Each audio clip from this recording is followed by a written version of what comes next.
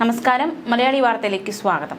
പുനലൂർ മൂവാറ്റുപുഴ സംസ്ഥാന പാതയിൽ കലഞ്ഞൂർ മുറിഞ്ഞകലിൽ ശബരിമല തീർത്ഥാടകരുടെ ബസ്സിലേക്ക് കാർ ഇടിച്ചു കയറിയുണ്ടായ അപകടത്തിൽ കൊല്ലപ്പെട്ട നവദമ്പതികളും പിതാക്കന്മാരും നോവായി മാറിയിരിക്കുകയാണ്.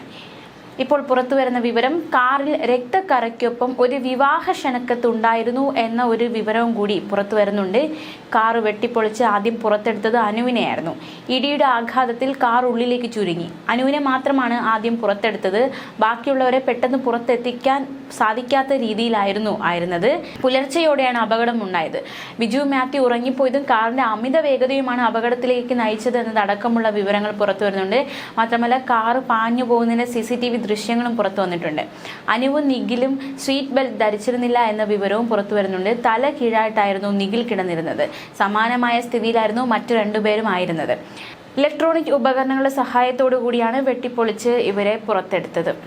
എന്തായാലും ഈ വേർപാടിൽ നീറുകയാണ് ഒരു നാട്. കുമ്പഴ മലശ്ശേരി സ്വദേശികളായ നിഖിൽ മത്തായി, അനു നിഖിൽ, നിഖിലിന്റെ പിതാവ് മത്തായി ഈപ്പൻ, അനുവിന്റെ പിതാവ് ബിജു പി ജോർജ് എന്നിവരാണ് മരിച്ചത്. പുനലൂർ മൂവാറ്റുപുഴ സംസ്ഥാന പാതയിൽ കലഞ്ഞൂർ മുറിഞ്ഞകലിൽ പുലർച്ചെ 4-നാണ് അപകടമുണ്ടായത്. നവംബർ 30-ന് പൂങ്കാവ് സെന്റ് മേരീസ് മലങ്കര പള്ളിയിൽ വെച്ചായിരുന്നു അനുവിന്റെയും നിഖിലിന്റെയും വിവാഹം.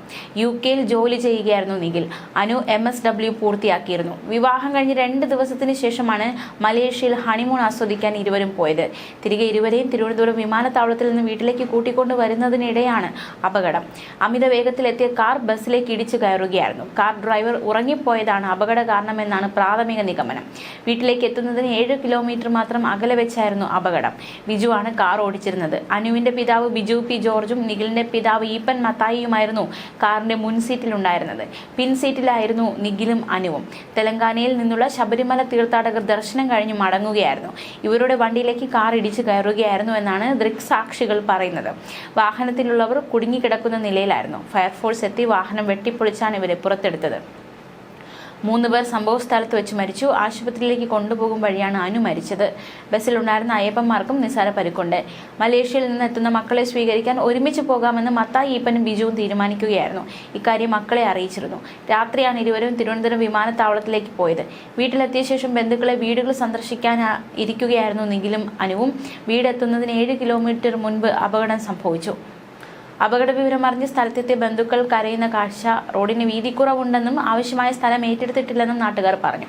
പുനലൂർ മൂവാറ്റുപുഴ റോഡ് നിർമ്മാണം പൂർത്തിയായ ശേഷം നിരന്തരം അപകടമുണ്ടാകുന്നതായി പഞ്ചായത്ത് പ്രസിഡന്റ് പറഞ്ഞു. അധികൃതരുടെ ശ്രദ്ധയിൽ ഇക്കാര്യം കൊണ്ടുവന്നിരുന്നു.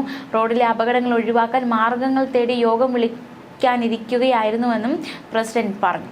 ബസിന്റെ വലതുവശത്തേക്കാണ് കാർ ഇടിച്ചു കയറിയത്. ശബ്ദം കേട്ട് അടുത്തുള്ള വീട്ടുകാരാണ് ഓടിയെത്തിയത്. ഉടൻ തന്നെ പോലീസിനെയും ഫയർഫോഴ്സിനെയും വിവരം അറിയിച്ചു. കാറിന്റെ 4 ഡോറുകളും തുറക്കാൻ കഴിയാത്ത സ്ഥിതിയായിരുന്നു. അനുവിന് മാത്രമായിരുന്നു ശ്വാസമുണ്ടായിരുന്നത്.